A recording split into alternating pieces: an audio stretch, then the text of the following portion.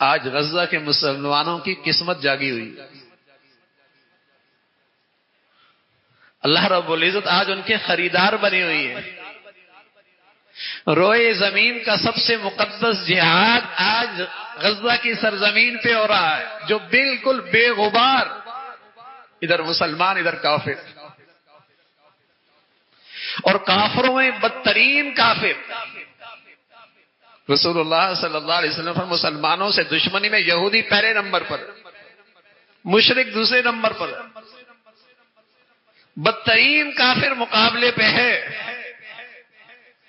یہی شہادت کا جذبہ تو ہے کہ آج اتنی بڑی سپر طاقتوں کے سامنے وہ مسلمان کھڑے ہیں.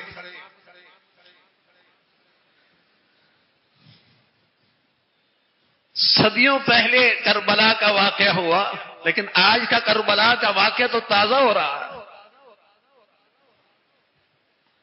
آج شہادتوں کا میدان سجا ہوا ہے. شہادت اسلام میں اس کا مرتبہ نبوت اور صدیقیت کے بعد سب سے بلند مرتبہ شہادت کا، اور شہادت کی بھی سب سے اعلی شکل اللہ کے دین کی خاطر کافر کے ہاتھ سے مارا جائے. اللہ میاں کہہ رہا ہے ہم ہیں ان کے خریدار، اور ساتھ یہ بھی کہہ رہا ہے وَذَلِكَ هُوَ الْفَوْزُ الْعَظِيمُ، بہت بڑی کامیابی، یہ کامیاب ہو گئے.